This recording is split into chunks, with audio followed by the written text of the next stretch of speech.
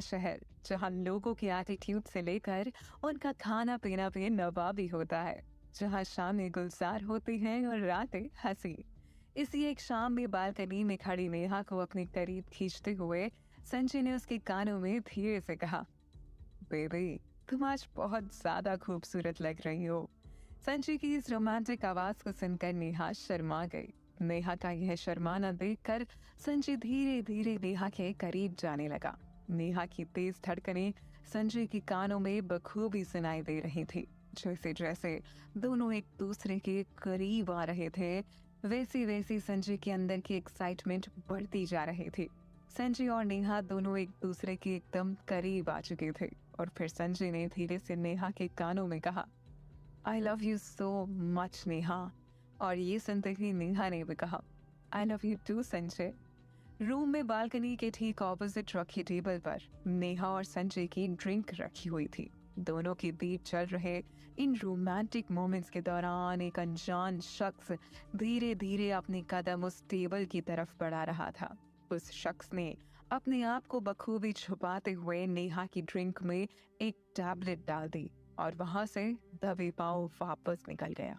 उस ड्रिंक को पीने के बाद नेहा की आंखों के सामने अंधेरा सा छाने लगा और तभी संजय का एक फोन कॉल आ गया और उसे अर्जेंटली पार्टी में वापस जाना पड़ा।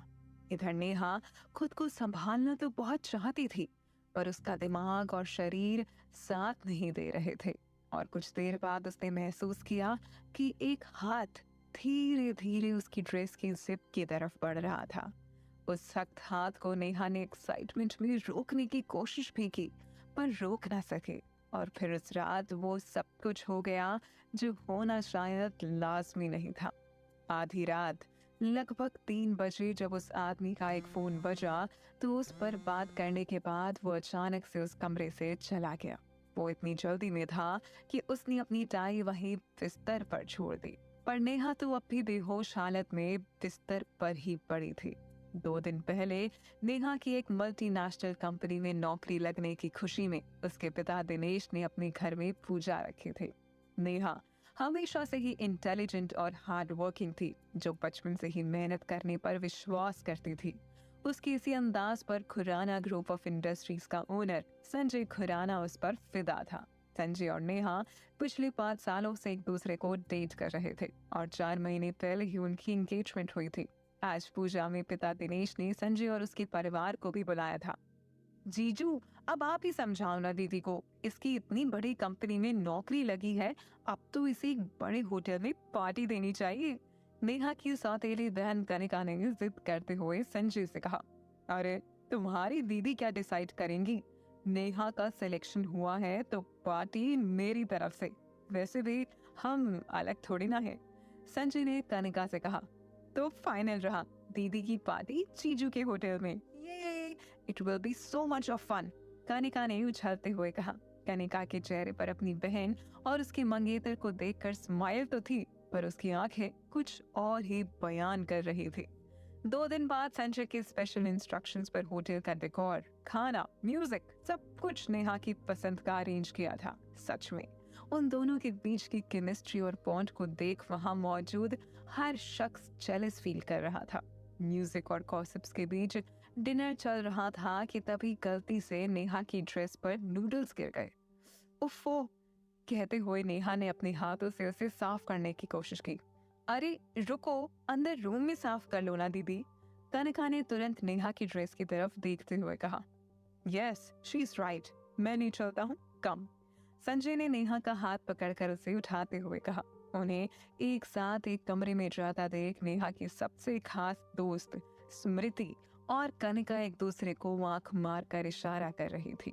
नेहा की सौतेली माँ उसे संजय के साथ इस तरह अंदर जाता देख अंदर ही अंदर चिढ़ रही थी।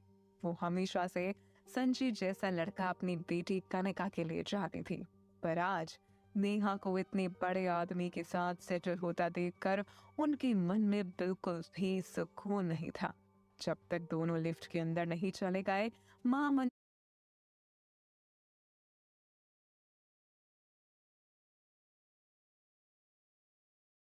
की नजरें उन पर ही टिकी हुई थी। उनके जाने के बाद वो कनिका को बार बार देखी जा रही थी। न जाने क्यों ऐसा लग रहा था जैसे वो आंखों की आंखों में कनिका से कुछ कहना चाहती हो। इन सभी बातों के बाद इतना कुछ होगा नेहा को समझ ही नहीं आया। और कुछ घंटों बाद जब नेहा ने अपने शरीर को धीरे धीरे नींद में हिलाना शुरू किया तो महसूस हुआ कि उसे एक अजीब सा दर्द महसूस हो रहा था। उसका बदन मानो कप कपा सा रहा था। उसका सर दर्द से फट रहा था और शरीर में जरा भी ताकत नहीं बची थी। उसने अपनी आंखें खोली तो उसके होश उड़ गए। अपने आप को एक अनजान कमरे में अनजान बिस्तर पर बिना कपड़ों के देखकर उसकी नींद एक झटके में खुल गई और वो तुरंत उठकर बैठ गई। अपने आप को इस हालत में देखकर उसने अपना सर पकड़ लिया और याद करना शुरू किया कि कल रात हुआ क्या था। बार बार जोर देने के बाद भी उसे इस बिस्तर पर अपने साथ अपने मंगेतर संजय की शक्ल याद आ रही थी। संजय संजय मुझे इस हालत में छोड़कर कहाँ चला गया? मुझे उसे कॉल करना चाहिए। हड़बड़ाहट में नेहा ने अपना फोन ढूंढा तो उसे बिस्तर के नीचे पड़ा डेड पाया। चादर में खुद को लपेटे हुए नेहा समझ नहीं पा रही थी कि आखिर संजय गया कहाँ कि तभी उसकी नजर उसके सामने एक अनजान टाई पर पड़ी। उस ब्लू कलर की टाई पर जैसे ही उसकी नजर पड़ी उसने संजय की टाई याद करने की कोशिश की। बहुत जोर देने पर उसे याद आया और वो सोचकर नेहा के पैरों तले जमीन खिसक गई। बिना कुछ कहे ही उसकी आंखों से आंसू बहने शुरू हो गए। उसने टाई को उठाते हुए कहा, नहीं, ये मेरे संजय की नहीं है। उसने तो कल रात टाई पहनी ही नहीं थी। तो फिर ये किसकी है? मैं किसके साथ थी? ओ गॉड, मुझे कुछ याद क्यों नहीं आ रहा? उसने खुद से कई सवाल किए और घबराहट में उसकी धड़कनें बढ़ती ही चली गई। नेहा, ये क्या कर दिया तूने? उसकी जुबान इस वक्त खुद से ही सवाल करने में लड़खड़ा रही थी।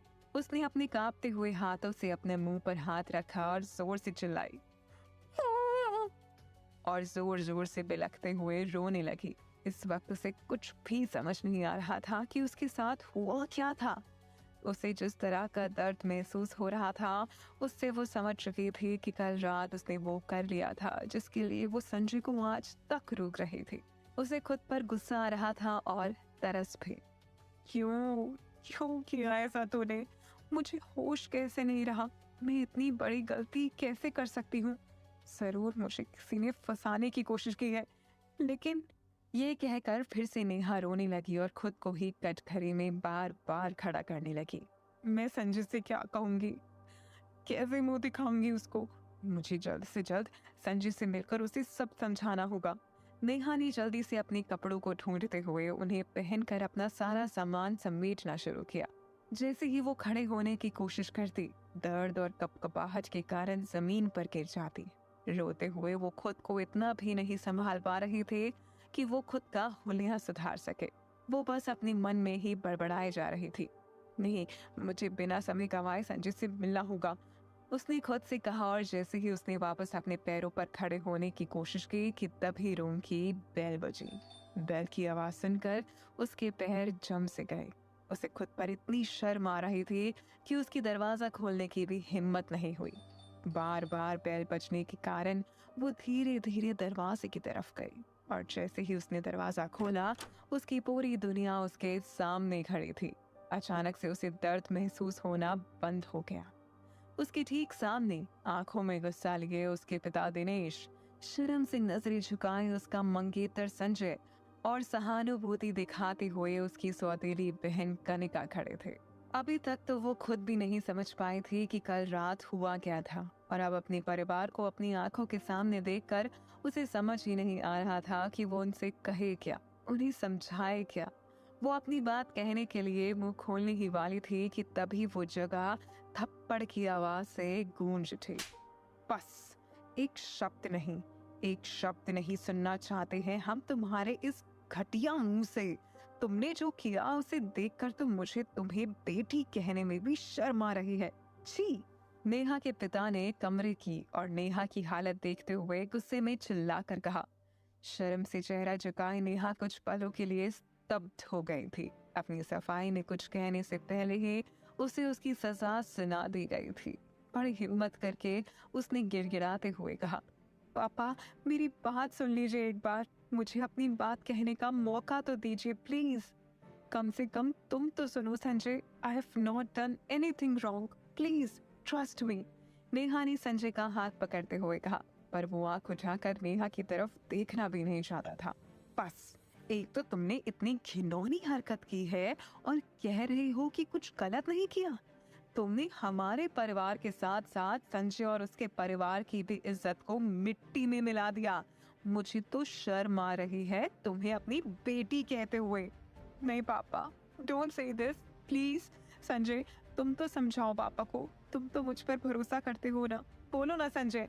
नेहा ने संजय के हाथ को बार बार झकझोरते हुए पूछा, पर संजय ने उसकी बात का कोई जवाब नहीं दिया।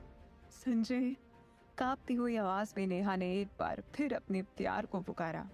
वॉट नेहा, क्या कहूँ मैं डैड से? मुझे तो खुद यकीन नहीं हो रहा कि तुम वही नेहा हो जिससे मैंने प्यार किया था। आई कैन बिलीव मेरी नेहा ऐसा कर सकती है। पर गेस व्हाट, विश्वास करने का कोई कारण भी नहीं है ना मेरे पास। मैं तुमसे कुछ नहीं कहना चाहता, बस मुझे अपने आप से आजाद कर दो। I can't be with you any more. I am breaking up with you Neha. Thank you for this amazing surprise. Goodbye. Sanjay ने नम आंखों से नेहा के सामने अपने हाथ की अंगूठी निकालकर फेंकते हुए कहा। नेहा ने सपने में भी नहीं सोचा था कि उसका प्यार संजय उसे इस तरह बिना सुने चला जाएगा। उसने लाइफ के हर मोमेंट, हर डिफिकल्ट सिचुएशन में संजय को खुद के साथ इमेजिन किया था, पर आज उसका भरोसा टूट चुका था, जिसने उसे पूरी तरह से बिखेर दिया था। तुम पर मुझे नाज था, तुम्हारे हार्ड वर्क के एग्जाम्पल्स दिया करता था मैं लोगों को।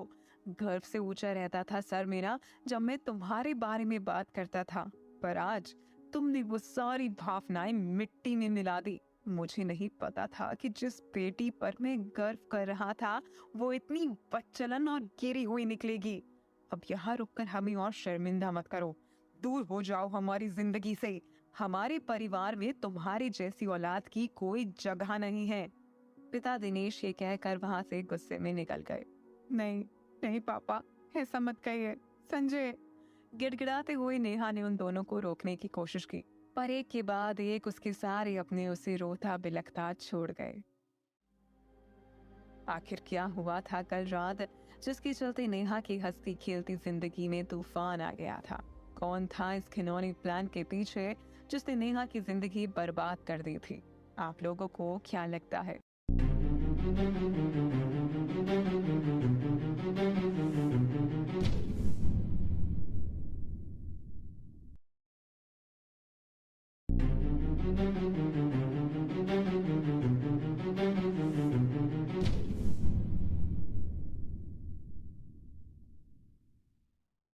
नेहा ने कभी सपने में भी नहीं सोचा था कि एक रात में उसकी पूरी दुनिया ही उजड़ जाएगी। नेहा के साथ कल रात जो हुआ उसका सदमा शायद वो बर्दाश्त कर भी लेती, पर उसके अपनों ने उसे जो चोट दी थी उसके दर्द से शायद वो अब कभी नहीं उभर पाएगी। संजय और पिता दिनेश ने तो उससे अपना मुंह मोड़ ही लिया था, पर वहां एक शख्स था जो अभी भी खड़ा था, और वो थी कनिका। जमीन पर पड़ी नेहा को बेहाल देखकर कनिका का व्यवहार वैसा नहीं था जैसा एक बहन का होना चाहिए था। अपनी बड़ी बहन को यूं तड़पता देख कनिका ने एक बार भी कोशिश नहीं की कि वो उसे सहारा दे।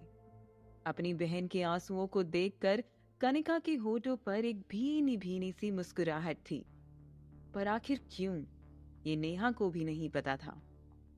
अरे दीदी, संभालो खुद को, वैसे भी अब तुम्हें अकेले ही अपने आप को संभालना है। कनिका अपनी तीखी जुबान से मीठा बोलकर नेहा को सिंपैथी दिखाने का दिखावा कर रही थी। वो भले ही अच्छा नाटक क्यों ना कर ले, नेहा को उसकी आंखों में देखकर शक हो गया था कि उसके शब्द और उसकी भाव मेल नहीं खा रहे थे। कनिका, तुमने किसी को कुछ समझाया क्यों नहीं? तुम तो मुझे जानती हो, मैंने तो संजय के अलावा आज तक किसी लड़के के बारे में सोचा तक नहीं। तो मैं ये सब कैसे? मुझे सच में याद नहीं। Please trust me. डैड से बात करो, संजय को समझाओ कि मैंने कुछ गलत नहीं किया है। नेहा कनिका के सामने हाथ जोड़कर गिड़गिड़ाते हुए अपने आप को साबित करने की कोशिश कर रही थी। नेहा की हर सेंटेंस के साथ कनिका के चेहरे पर सुकून का भाव बढ़ता जा रहा था, जो उसके सहानुभूति भरे शब्दों से बिल्कुल मेल नहीं खा रहा था। नेहा समझ नहीं पा रही थी कि आखिर कनिका के दिमाग में चल क्या रहा था। मैं समझाऊं सबको? मजाक कर रही हो क्या? कनिका ने नेहा का मजाक बनाते हुए कहा। उसकी ये टोन नेहा को अंदर ही अंदर और चोट पहुंचा रही थी। हाँ, तुम कहो तो मैं तुम्हें समझा सकती हूँ कि कल रात क्या हुआ था। ये सुनकर नेहा की आंखें अपनी बहन पर टिक गईं। कनिका उसे कल रात की सच्चाई बयान करने वाली थी।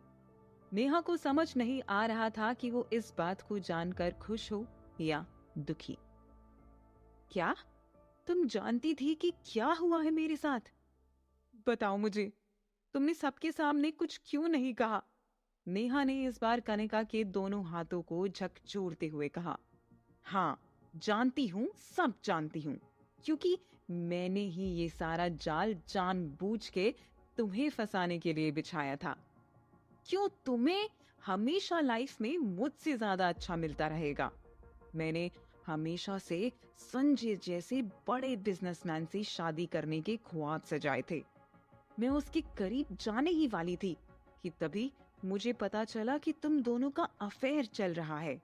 मैंने उसे रिझाने की न जाने कितनी कोशिश की, पर वो मुझे आंख उठा कर के भी नहीं देखता था। तो इस बार मैंने उसके विश्वास पर चोट पहुंचाई है, और मुझे यकीन है कि ये चोट उसको तुमसे हमेशा के लिए अलग कर देगी। अब मैं उसके बुरे वक्त में उसका साथ देकर आसानी से उसके करीब आ जाऊंगी। कनिका ने एक एक करके अपने सारे पत्ते नेहा के सामने खोल दिए। उसने सपने में भी नहीं सोचा था कि इतने घिनौने खेल को खुद उसकी बहन ने रचा था। तुम इतना गिर जाओगी मैंने कभी भी नहीं सोचा था। तुम्हें इतनी नफरत थी मुझसे? कनिका चुपचाप उसकी हालत देखकर हंस रही थी। अब इतना रोने धोने का कोई फायदा नहीं है। ये लो, डैड ने तुम्हें कुछ पैसे दिए हैं ताकि तुम अपनी आगे की जिंदगी की शुरुआत कर सको। कहीं भी जाओ, पर यहाँ नजर मत आना। दूर हो जाओ हम सबकी जिंदगी से। गुड बाय दीदी। कहकर कनिका ने एक लिफाफा नेहा के मुंह पर दे मारा, जिसके अंदर कुछ पैसे उसके पिता दिनेश ने भीख में नेहा को दिए थे। कनिका, कनिका कहकर नेहा उसके पैर पकड़ती रही, पर कनिका ने उसकी एक न सुनी और इठलाती हुई वहां से चल पड़ी। दूसरी ओर सिंघानिया ग्रुप ऑफ इंडस्ट्रीज की ऑफिस में इन्वेस्टिगेशंस को लेकर एक इम्पोर्टेंट मीटिंग चल रही थी।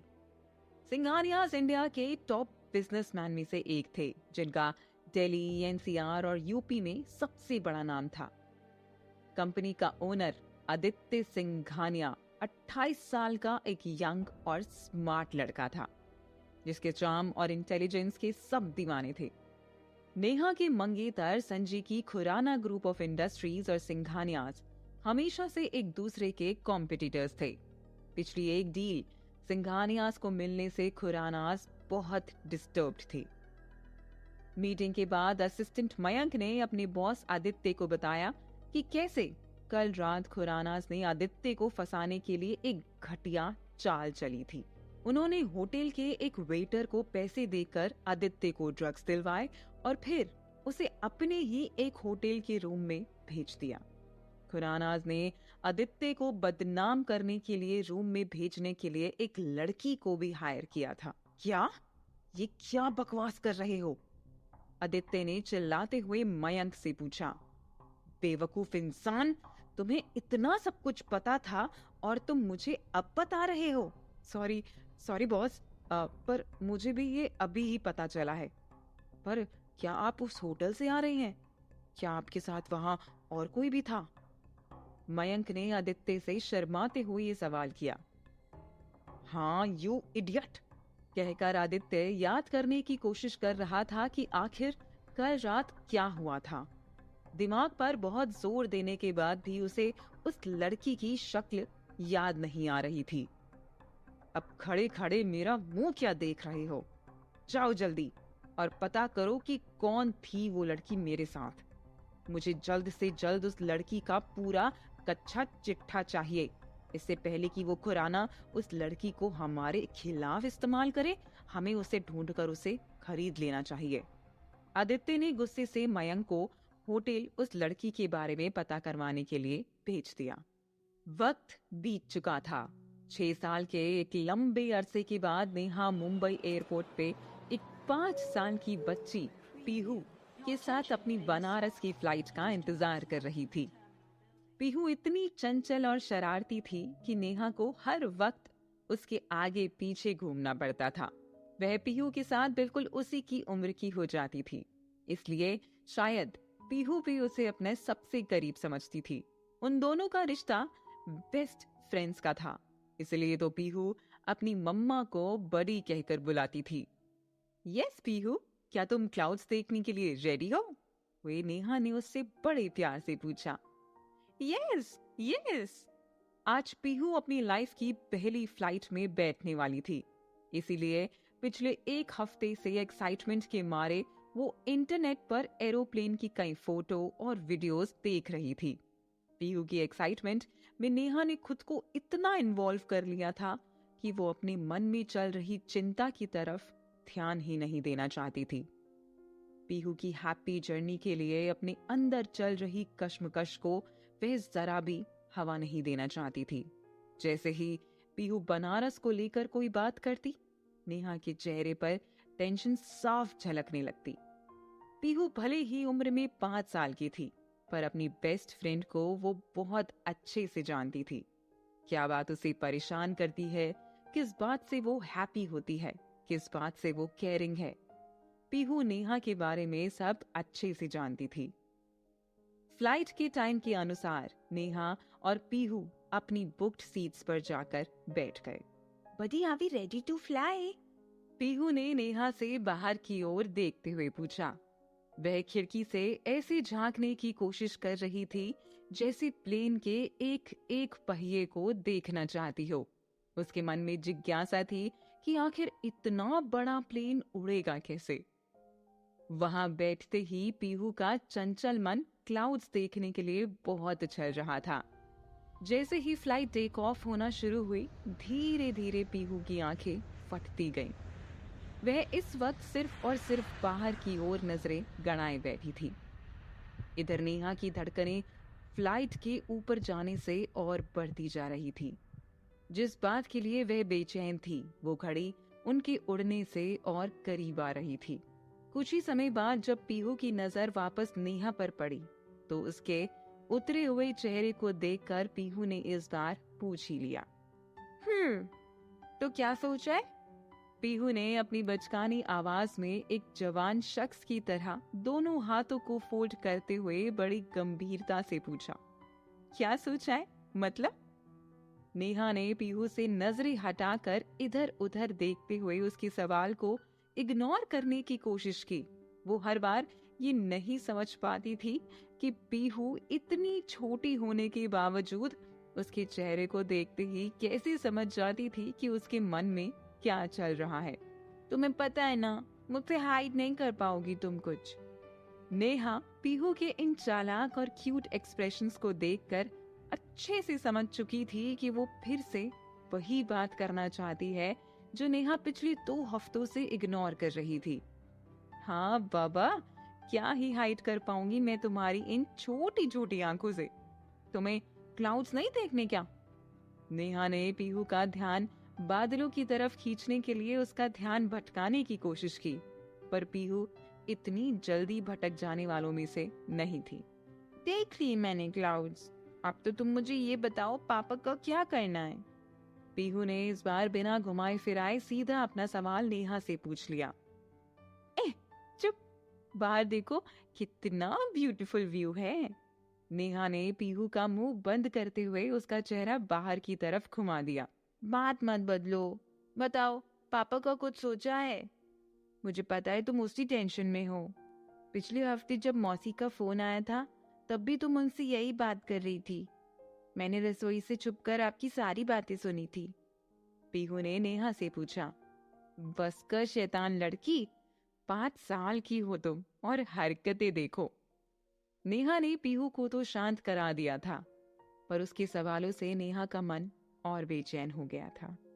जिस फैमिली फंक्शन में वो जा रही थी वहां सबका एक ही सवाल होगा, पीहू के पापा को लेकर, जिसके लिए नेहा के पास कोई जवाब नहीं था। और ये बात नेहा को अंदर ही अंदर परेशान किए जा रही थी। पर अब उसके सवालों से बचने का नेहा ने एक और नया रास्ता निकाला था। पीहू, यू नो ना, मुझे मोशन सिकनेस होता है, तो मैं अभी थोड़ी देर के लिए रेस्ट कर रही हूँ। और ये फालतू की बातें सोचना छोड़ दो। ये लो, तब तक के लिए you can play in the mobile. Neha ने पीहू को अपना मोबाइल देते हुए कहा। उसे पता था कि पीहू को डिस्ट्रैक्ट करने का सबसे अच्छा तरीका उसकी फेवरेट गेम्स खिलवाना होता था। पीहू ने मुस्कुराते हुए नेहा का मोबाइल पकड़ तो लिया था, पर वो इस वक्त गेम्स में बिल्कुल भी इंटरेस्टेड नहीं थी। उसका पूरा ध्यान तो अभी कहीं और ही था। उसकी खुराफाती दिमाग में एक बड़ा ही अतरंगी आइडिया बड़े दिनों से उथल पुथल कर रहा था, पर उसे समझ नहीं आ रहा था कि वो अपने इस आइडिया पर वर्कआउट कैसे करे। वो चुपचाप मोबाइल लेकर शांति से नेहा के बगल में बैठी हुई थी। कभी वो बाहर बादल की ओर देखती तो कभी नेहा की तरफ। उसका चंचल मन उसे एक जगह बैठने के लिए अलाउ नहीं कर रहा था। उसके मन में आया कि क्यों ना इतनी बड़ी फ्लाइट की एक सैर की जाए। सीट से उतर के नेहा के सामने से वो इतनी चालाकी से निकली कि नेहा को उसके जाने की आहट तक नहीं हुई। प्यास लगने के कारण पीहू पानी का ग्लास लेकर बड़े आराम से आगे की तरफ चल ही रही थी कि तभी फ्लाइट में टर्बुलेंस के कारण उसके हाथ से पानी का ग्लास छलक कर वहीं पास में बैठे एक आदमी पर गिर गया। ब्लैक कोट में वह आदमी पीहू से उसकी नादानी के लिए कुछ कह पाता कि तभी पीहू के मुंह से उसकी तरफ देखते ही निकला, पापा। आखिर क्यों कहा पीहू ने एक अनजान शख्स को पापा? क्या वो शख्स सच में पीहू का पापा था, या इसके पीछे भी पीहू की कोई शरारत छुपी थी, या उसके इस शब्द के पीछे छुपे थे कई गहरे राज? आखिर क्या रिश्ता था पीहू और नेहा का? आप लोगों को क्या लगता है?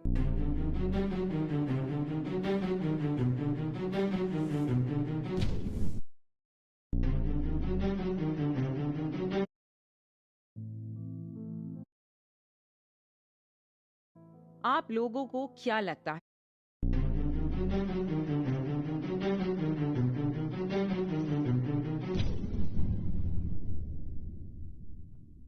पीहू ने अपनी प्यारी आवाज में जिस शख्स को पापा पुकारा था वो कोई और नहीं बल्कि आदित्य सिंघानिया था। उसके मुंह से ये शब्द सुनकर आदित्य भी चौंक गया था। उसने जैसे ही आंख उठाकर देखा तो उसके सामने पीहू पिंक कलर का फ्रॉक पहने खड़ी थी। पीहू की आंखों में जो चमक थी उसे देखकर आदित्य की नजरें भी उस पर ठहर गईं। पर इस नादान सी बच्ची का आदित्य को पापा कहकर पुकारना आदित्य के लिए बहुत सरप्राइजिंग था। क्या? आदित्य ने कहा। पापा, क्या आप मेरे पापा बनोगे? पीहू ने प्यारी आवाज में कहा। क्या कह रही हो? और तुम किसके साथ हो? पीहू के सवाल से आदित्य की कंफ्यूजन और बढ़ती जा रही थी। उसने पीहू के आसपास देखकर पता करने की कोशिश की कि ये बच्ची किसके साथ है। आदित्य को पीहू के सवाल का जवाब समझ ही नहीं आ रहा था। आप मुझसे ये सारे सवाल बाद में कर लेना, अभी ये बताओ कि क्या आप मेरे पापा बनोगे? पीहू ने इस बार फिर अपना वही सवाल किया। आदित्य अब भी समझ नहीं पा रहा था कि आखिर वो इस सिचुएशन को हैंडल करे कैसे। उसे उस बच्ची का भोला सा चेहरा देखकर उसका दिल तोड़ने का मन नहीं कर रहा था। इसीलिए उसने बड़े प्यार से पीहू के हाथों को पकड़ा और अपने पास बुलाया। अच्छा, मेरी बात सुनो, पहले मुझे ये बताओ कि तुम हो कौन, कहां से आई हो, तभी तो मैं तुम्हारी कुछ मदद कर पाऊंगा। आदित्य ने पीहू से बड़े प्यार से पूछा। मेरा नाम पीहू है और मैं 5 इयर्स ओल्ड हूँ। ओह, जस्ट 5 इयर्स ओल्ड? आप तो बहुत छोटे हो। यहाँ आप किसके साथ आए हो और आप कहाँ रहते हो? आदित्य ने पीहू की टेढ़ी चोटी को सीधा करते हुए पूछा। उसने आज तक इतनी छोटी बच्ची को इतने कॉन्फिडेंटली बात करते हुए नहीं सुना था। पीहू से वो इतना प्रभावित था कि उसके बेतुके सवालों से उसे जरा भी इरिटेशन नहीं हो रही थी। इनफैक्ट अब तो वो उसके बारे में और जानना चाहता था। उसके मन में बार बार एक ही सवाल आ रहा था कि आखिर कौन थी ये बच्ची जिसे इतने बड़े आदमी से जरा भी डर नहीं लगा, जो इतने विश्वास के साथ न जाने क्यों उसे पापा बनने की बात कह रही थी। यस, मैं और बडी मुंबई में रहते हैं। अभी हम बनारस जा रहे हैं एक फैमिली फंक्शन के लिए, पीहू ने आदित्य को बताया। ओह अच्छा, कहाँ है आपकी बड़ी? क्या वो भी आपकी तरह छोटी सी है? वो रही मेरी मम्मा, मेरी बेस्ट फ्रेंड और मेरी बडी, पीहू ने नेहा की तरफ इशारा करते हुए कहा। 5 साल पहले जब नेहा को उसके घर से बेदखल कर दिया गया था, तो उस वक्त वो सबसे पहले अपनी बचपन की दोस्त स्मृति के पास गई थी। स्मृति उसे इतने अच्छे से समझती थी और तुरंत उसे अपने घर में रहने के लिए मना लिया। कुछ ही दिनों बाद नेहा को उल्टी और चक्कर का एहसास हो रहा था। नेहा, बहुत दिनों से तुम्हें ऐसा महसूस हो रहा है। मुझे लगता है तुम्हें डॉक्टर को दिखाना चाहिए, स्मृति ने नेहा की फिक्र करते हुए कहा। मुझे भी लग रहा है। मुझे तो डर है कि कहीं उस रात मेरे साथ कुछ और उसी की वजह से मैं कहीं। बोलते बोलते नेहा ने खुद को रोक लिया। अरे नहीं नहीं, ऐसा नहीं होगा। You wait, I bring the kit. इतनी टेंशन मत ले। अगर ऐसा हो गया तो मैं कैसे रह पाऊंगी स्मृति? मुझे तो कुछ समझ नहीं आ रहा है। नेहा बार बार अपनी हालत को लेकर बेचैन हुए जा रही थी और आखिरकार उसका डर सच निकला। डॉक्टर्स ने बताया कि नेहा प्रेग्नेंट है, जिसको सुनकर कुछ दिनों के लिए वो डिप्रेशन में चली गई। उसने अपने आप को एक कमरे में बंद कर लिया और अपनी लाइफ के बारे में बहुत सोचा। हर दिन, हर पल उसे ये एहसास हो रहा था कि उस रात उसकी क्या गलती थी। क्या संजय से प्यार करना उसकी गलती थी या फिर उसके साथ उस कमरे में जाना? नेहा देख, अब जो होना था वो हो चुका है। मेरी मानो तो हम डॉक्टर से बात करके अबॉर्शन करवा लेते हैं, स्मृति ने नेहा के कंधों पर हाथ रखते हुए कहा। No, never. ये क्या कह रही हो तुम? नेहा ने चौंकते हुए स्मृति से कहा। आई मीन, स्मृति कुछ और कहती कि तभी नेहा ने उसे रोकते हुए कहा। नहीं स्मृति, I've thought a lot about it and I feel that I will give birth to this child. Neha ने पूरे कॉन्फिडेंस के साथ अपने मन की बात कही। ये तुम क्या कह रही हो? तुम्हें पता है ना कि सिंगल मदर को सोसाइटी में कैसे देखा जाता है? तुम अनमैरिड हो, संजय भी चला गया। अगर ये बच्चा तुम्हारी लाइफ में आ गया तो तुम शायद फिर कभी किसी से शादी नहीं कर पाओगी। सोसाइटी? संजय, ये सब क्या बात कर रही हो स्मृति? मेरे पक्ष को बिना सुने जिस वक्त मुझे कैरेक्टर लेस साबित कर दिया गया था, उस वक्त तो सोसाइटी मुझे बचाने नहीं आई। जिस वक्त मुझे संजय की सबसे ज्यादा जरूरत थी, उस पल वो मुझे अकेला छोड़ गया। तो अब मैं उसके बारे में क्यों सोचूं? मेरा अब इस दुनिया में कोई अपना नहीं है स्मृति, जो है यही बच्चा है। तो कुदरत ने अगर मुझे नए रिश्ते से ब्लेस किया है, तो why should I step behind? मैं अब पीछे नहीं हट सकती स्मृति। मैंने बहुत सोचा है इस बारे में और ये फाइनल है कि मैं इस बच्चे को जन्म दूंगी। मैं मां बनूंगी। नेहा ने बहते आंसुओं के साथ अपने थॉट्स को क्लियरली स्मृति के साथ शेयर किया। वो नहीं जानती थी कि जिस रास्ते पर वो चल पड़ी थी, वो उसके लिए कांटों से भरा होने वाला था। उसके इस अडिग विश्वास को देखकर स्मृति के पास उसे रोकने का अब और कोई कारण नहीं था। उसने बिना एक और सवाल किए उसके साथ खड़े रहने का फैसला किया। मुझे नहीं पता कि आगे की जिंदगी कैसी होगी तुम्हारी, पर तुम्हारा ये विश्वास देखकर मुझे पूरा यकीन है कि तुम सारी प्रॉब्लम्स का सामना पूरी स्ट्रेंथ के साथ करोगी। तुमने जो भी डिसाइड किया है, मैं उसमें तुम्हारे साथ हूँ, स्मृति ने नेहा को गले लगाकर कहा। धीरे धीरे वक्त बीतता गया। नेहा की पिछली जॉब उसकी हालत के चलते वो ज्वाइन नहीं कर पाई, पर उसके टैलेंट और एक्सपीरियंस के दम पर जल्दी ही उसकी दूसरी नौकरी लग गई। अपनी नई लाइफ को स्टार्ट करने के लिए नेहा हमेशा के लिए मुंबई शिफ्ट हो गई। एक भी दिन उसका ऐसा नहीं गुजरता था जब लोग उसे उसकी सिचुएशन के लिए क्वेश्चन ना करें, खरी खोटी ना सुनाएं। इनके चलते नेहा का अपने डिसीजन पर भरोसा कई बार हिलता था, पर उसके पेट में पल रहे बच्चे से उसके कनेक्शन ने उसे सब कुछ सहने के लिए मजबूत बना दिया था। पीहू के इस दुनिया में आते ही नेहा को अपने डिसीजन पर प्राउड फील हो रहा था। 9 महीने के इस खूबसूरत सफर के दौरान नेहा के लिए भले ही उस रात का दर्द कम नहीं हुआ था, पर इस सफर में उसे अपने दर्द से निकलने के लिए एक राह जरूर मिल गई थी। आज 9 महीनों बाद उसे ऐसा महसूस हो रहा था जैसे उसका नया जन्म हुआ हो। माँ बनने के इस खूबसूरत एहसास ने उसे उसके सारे दुखों से मुक्त कर दिया था। अब उसे आगे कुछ दिख रहा था तो सिर्फ उसकी बेटी पीहू और उसके साथ उसका उमंगमय जीवन। आज 6 साल बाद नेहा की लाइफ में पीहू ही उसका सब कुछ थी, पर सब कुछ अच्छा होने के बावजूद आज पीहू को अपने पापा की ऐसी क्या जरूरत हो गई थी कि वो एक अनजान आदमी को अपना पापा कह रही थी। मैं और बडी एक फैमिली फंक्शन में जा रहे हैं। वहाँ पहुंचने से पहले ही बडी को कई लोगों के फोन आ रहे हैं और सब पूछ रहे हैं कि मेरे साथ मेरे पापा आ रहे हैं क्या, वो कहाँ हैं? पर मम्मा किसी को भी कुछ जवाब नहीं देती है। पीहू ने आदित्य को विस्तार से उसकी चिंता बड़े ही बचकाने अंदाज में बताई। आदित्य को तो अपनी आंखों और कानों पर यकीन ही नहीं हो रहा था कि वो एक 5 साल की बच्ची के साथ बात कर रहा था। जैसे जैसे वो उसे सुन रहा था, उसके पिता के बारे में जानने की उसकी उत्सुकता उतनी ही बढ़ती जा रही थी। तो आपके पापा कहाँ हैं? आदित्य ने पीहू से पूछा। ये सुनकर इस बच्ची ने पपी फेस बना लिया और निराश होकर कहा, मुझे नहीं पता। बडी ने कहा था कि मेरे पापा है ही नहीं। बडी ही पापा है और मम्मा भी। ये सुनकर आदित्य को एक और शौक लगा। उसने कभी भी इमेजिन नहीं किया था कि एक 5 साल की बच्ची इतने प्रोग्रेसिव थॉट्स के साथ बात करेगी। वो इस बात को सुनकर ही उसकी माँ और उसके द्वारा पीहू को दी गई परवरिश से बेहद इम्प्रेस्ड था। वो मन ही मन पीहू की माँ की हिम्मत की दाद दे रहा था। वो मन ही मन सोच रहा था कि कौन सी लड़की इतनी स्ट्रांग होगी जिसने अकेले इस बच्ची को न सिर्फ जन्म दिया है बल्कि उसे इतना स्मार्ट भी बनाया है। तो आपने मुझे पापा क्यों कहा? उसने बच्ची के सर को सहलाते हुए कहा, क्योंकि हम वहाँ 2 दिन के लिए जा रहे हैं और बडी को सारे रिश्तेदारों से मिलना है। ये सोचकर मुझे एक आइडिया आया कि क्यों ना 2 दिन के लिए मैं किसी को अपना पापा बना लूं।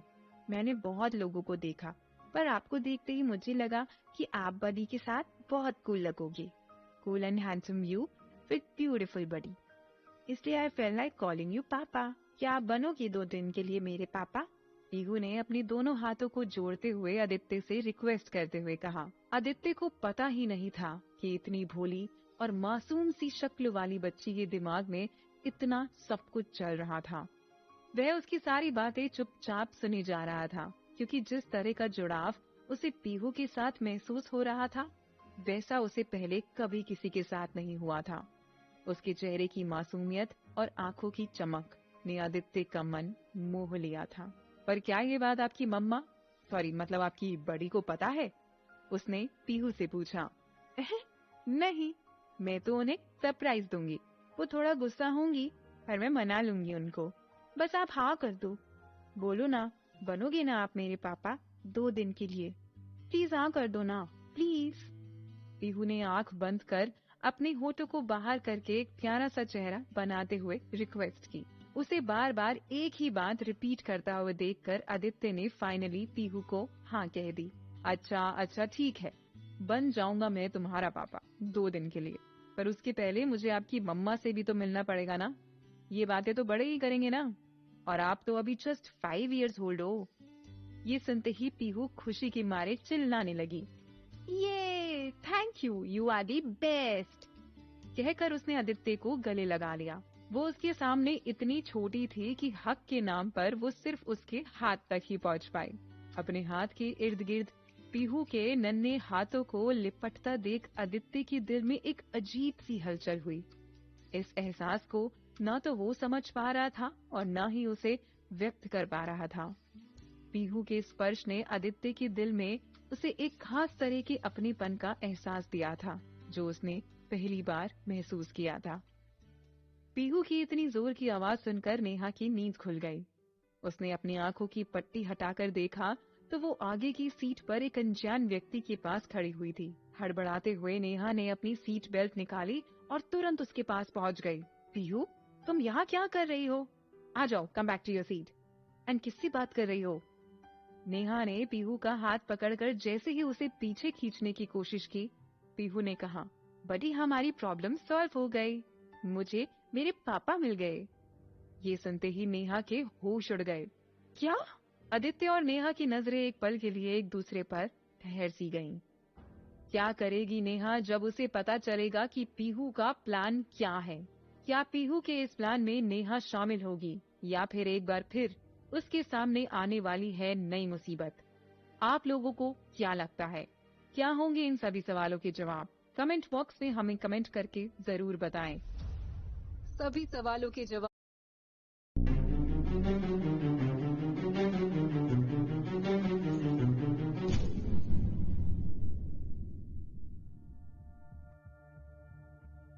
नेहा के इस सफर में उसे पहले से ही अपनी फैमिली को लेकर काफी स्ट्रेस था और अब पीहू ने अपने शैतानी दिमाग से उस स्ट्रेस को कम करने की बजाय और बढ़ा दिया था।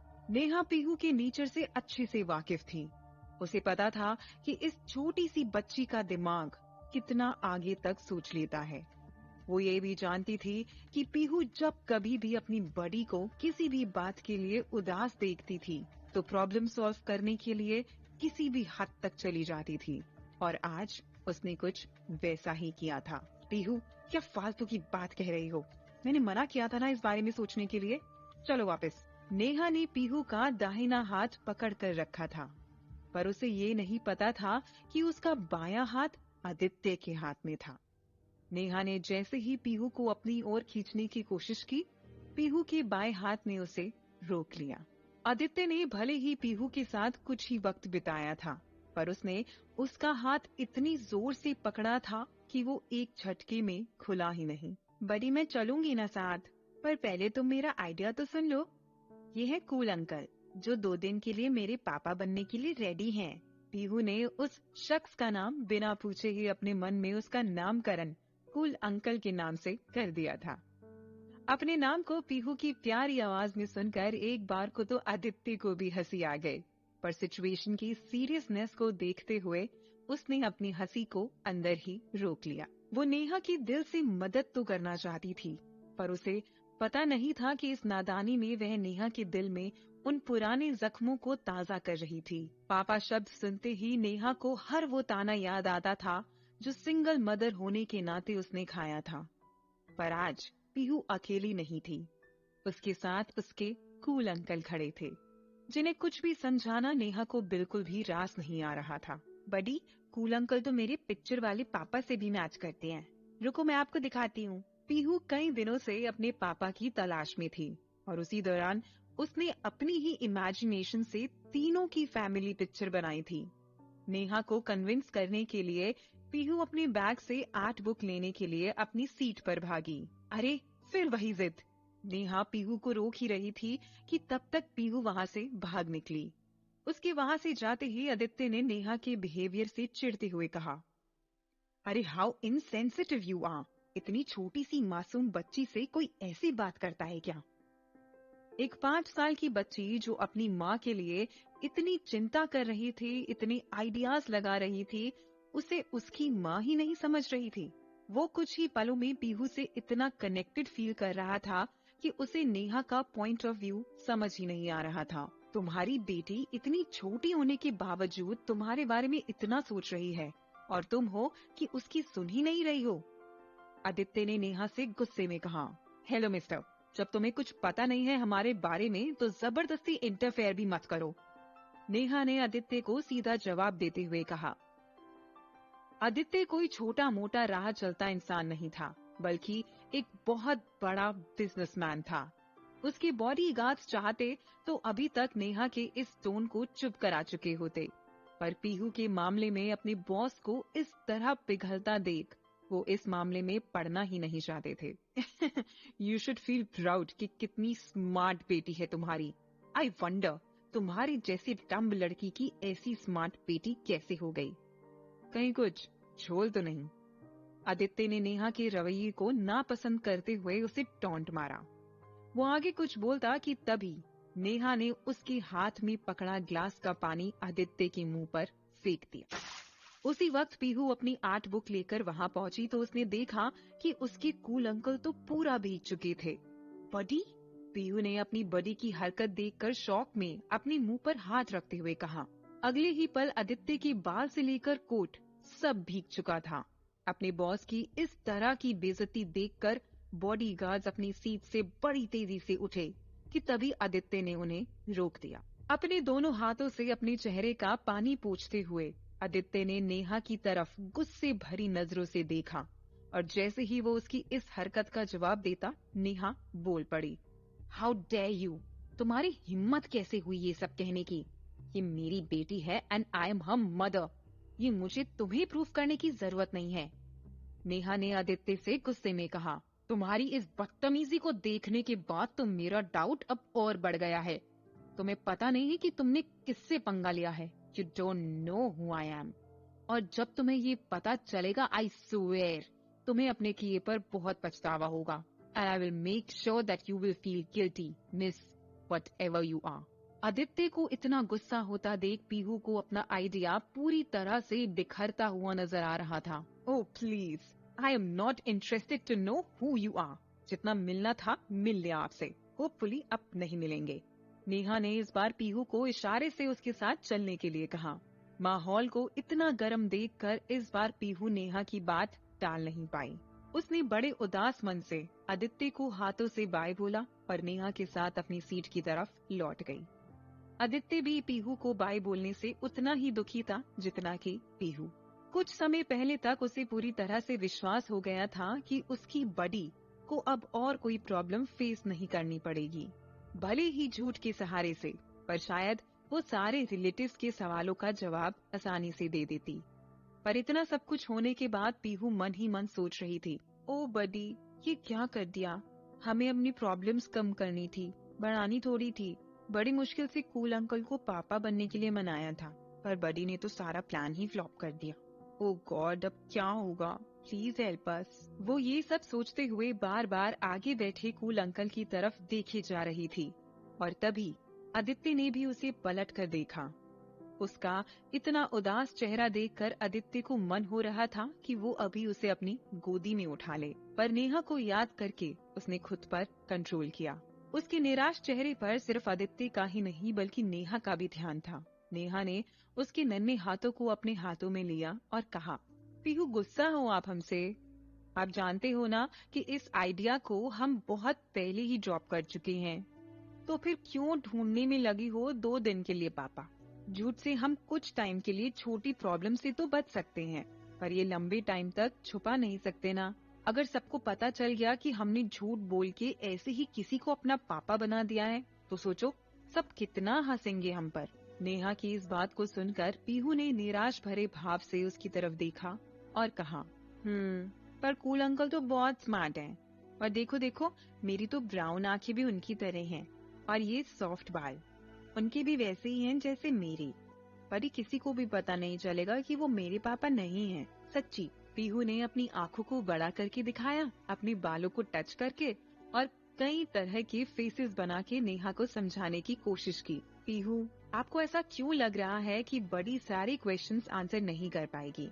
आपको पता है ना कि बड़ी कितनी स्ट्रॉन्ग है? नेहा ने उसे इशारे से रोक कर कहा, जिस पर पीहू ने खुद को मना लिया कि उसकी बड़ी इस बात के लिए तो कभी नहीं मानने वाली। हाँ ठीक है, I know you are strong, कहकर पीहू दोबारा बाहर खिड़की से बाहर देखने लगी। वो भले ही नेहा के सामने उसकी बात को हाँ हाँ कहकर मानने का दिखावा कर रही थी, पर उसे समझाना इतना आसान नहीं था। वो भले ही नेहा के सामने उसकी बात को हाँ हाँ कहकर मानने का दिखावा कर रही थी, पर उसे समझाना इतना आसान नहीं था। इस वक्त भी वो कूल अंकल और बडी को मिलवाने के अतरंगी आइडियाज दिमाग में बुन रही थी। अगले आधे घंटे बाद जब फ्लाइट बनारस एयरपोर्ट पर लैंड हुई, नेहा और पीहू दोनों एग्जिट की तरफ बढ़ने लगे, लेकिन उसके मन में एक अजीब सी बेचैनी थी। जिसे वो चाह के भी पीहू के सामने व्यक्त नहीं करना चाहती थी। हर बढ़ते कदम के साथ उसकी पुरानी यादें ताजा होती जा रही थीं। 6 साल बाद आज वो अपने परिवार से मिलने वाली थी। उनसे मिलने वाली थी जिन्होंने कई साल पहले ही उसको खुद से अलग कर दिया था। अगले ही पल उसे फोन आया और सूचना मिली कि उसे एयरपोर्ट से कुछ खास लोग लेने आ रहे हैं, जिसे सुनकर वो खुश हो या दुखी उसे बिल्कुल समझ नहीं आ रहा था। उस अपडेट को सुनकर ना तो वो कुछ रिएक्ट कर पा रही थी और ना ही एक्सप्रेस। उसे इतना कंफ्यूजन में देखकर पीहू ने पूछा, क्या हुआ बडी, हमें कोई लेने आ रहा है या नहीं? उसके इस सवाल को सुनकर नेहा अचानक से अपने ख्यालों से बाहर आई और झटके से बोल पड़ी, आ रहे हैं पीहू, वो बस